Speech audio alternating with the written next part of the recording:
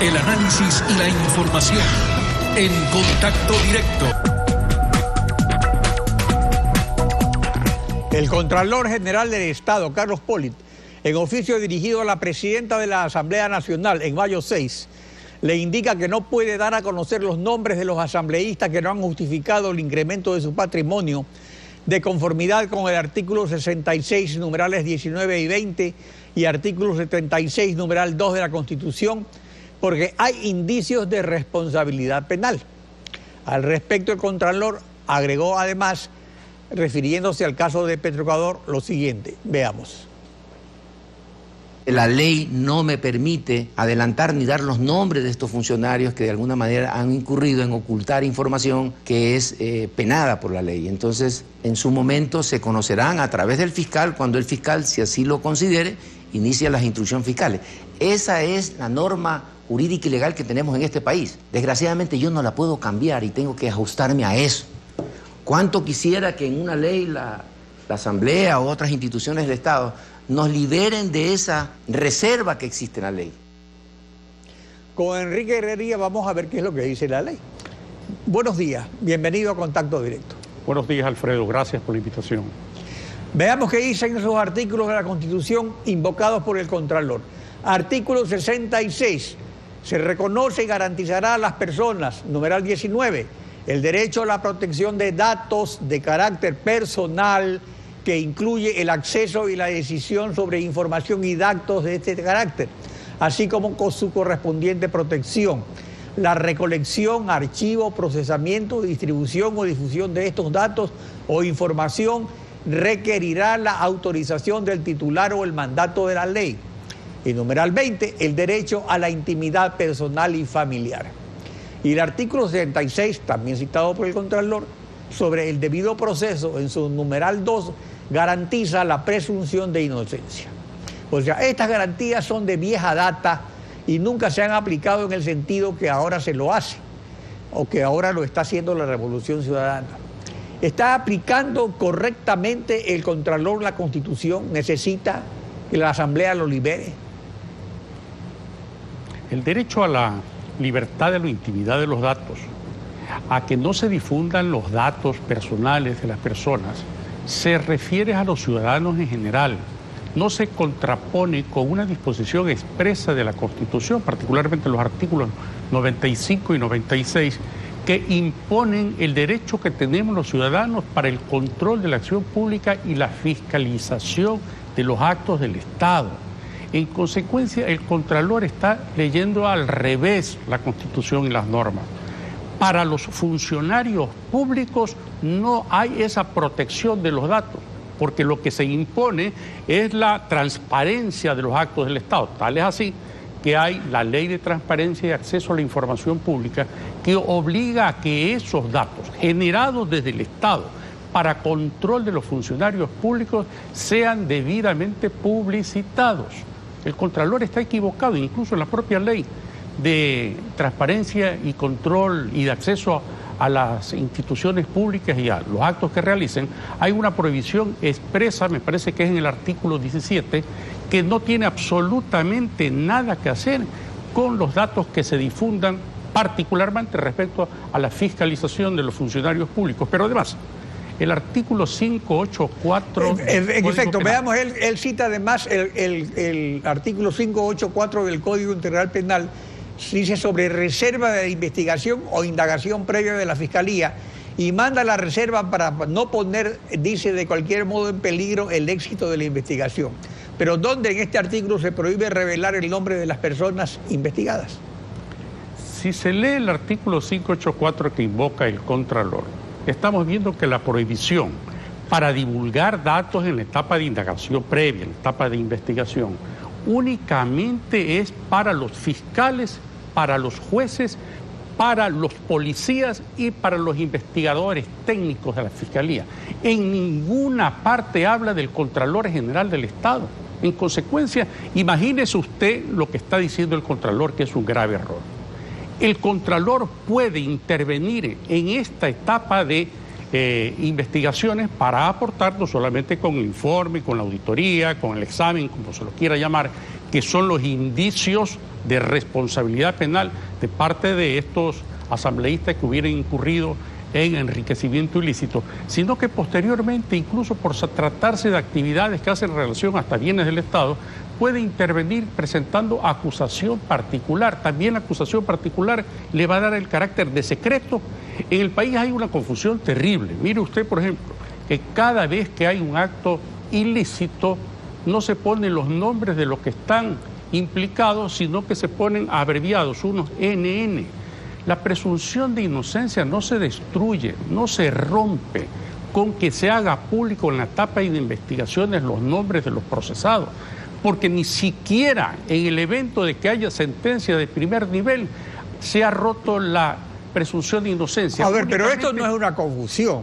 Esto es el resultado de 10 años de un gobierno autoritario que ha modelado el comportamiento de obispos, periodistas, banqueros, empresarios, legisladores de oposición, contralores y de todo el mundo. Eso es lo que está pasando. Eso es lo que está pasando en el país y es grave porque no conocemos en realidad qué es lo que se hace dentro de la etapa de indagaciones previas. Mire usted, por ejemplo, perdóneme que le trate un tema que me parece que es importante por ser de actualidad. El señor de Petroecuador que está siendo detenido, el señor Bravo, está siendo denunciado por el supuesto delito de tráfico de influencia. El tráfico de influencias tiene una pena máxima de 5 años.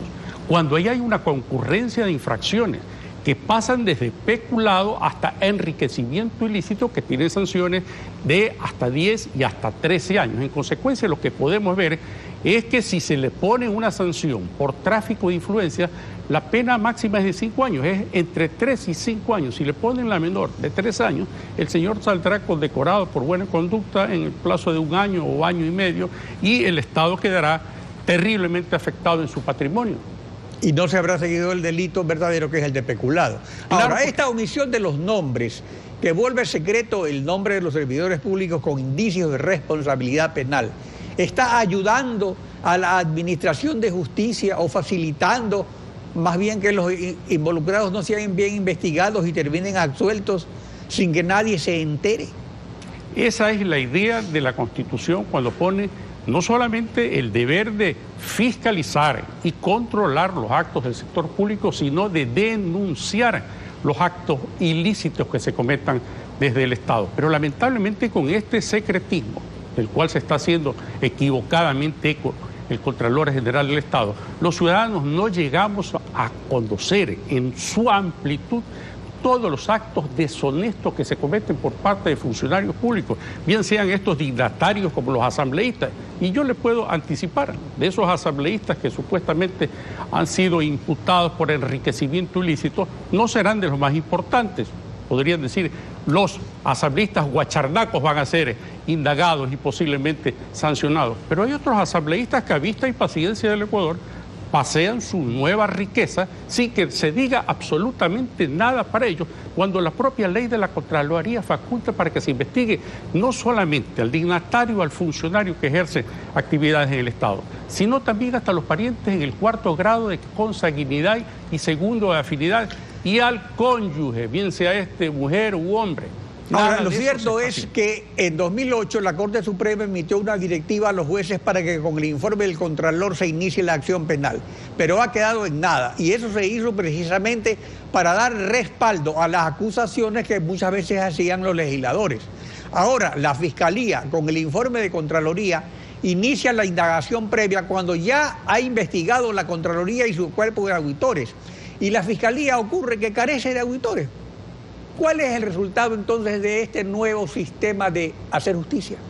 Yo creo que hay una resignación de atribuciones de parte de la Contraloría. Posiblemente está haciendo una muy buena labor Carlos Pollitt, pero como no se la difunde, no se sabe todos los indicios de responsabilidad penal ni los nombres de los infractores que llegan a la Fiscalía. Bueno, todos conocemos que el señor Galo Chiriboga hay una serie de expedientes que los tienen guardados bajo 7 llaves y que posiblemente van incluso hasta prescribir de los que se han presentado hace muchos años, sin que los ecuatorianos tengan la posibilidad de ver la sanción efectiva para quienes han defraudado. El principio de fidelidad a la administración pública, que es el delito que se investiga en enriquecimiento ilícito, tráfico de influencia, en peculado, son los delitos más graves que lamentablemente en el Ecuador desde hace años, casi una década, quedan en la impunidad porque las autoridades de control no ejercen a cabalidad sus funciones sancionadoras.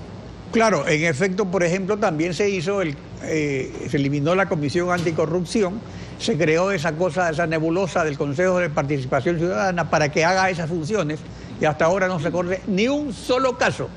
En los, desde el 2008 hasta ahora, 8 años de existencia en que haya realmente llevado a la cárcel o a un juzgado a un funcionario público. Esa es la verdad. Mira, ahí estaba en el Consejo. Pero pasando a otro caso, en el caso del IFA se ha establecido una glosa solidaria por 41 millones de dólares contra Marcela Guiñaga, exministra de Ambiente, el almirante José Naurix, exdirector del IFA, y otros funcionarios de menor rango. Esta glosa es solidaria y solo procede en caso de que el IFA no devuelva los 40 millones. Pero si el gobierno se cobra mediante débito, ¿qué ocurre? ¿Desaparece la glosa? Sí, esa es la intención. No hay manera.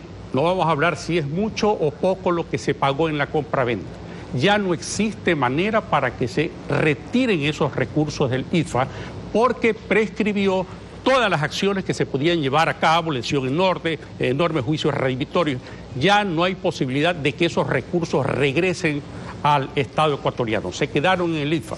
En consecuencia, lo que tiene que hacer la Contraloría es establecer responsabilidades de glosa para que todos los que hayan intervenido en esta negociación tengan que entregar al Estado los valores correspondientes, que son muy onerosos, 41 millones de dólares, pero esa es la única salida legal que tiene para que exista Estado de Derecho en el Ecuador.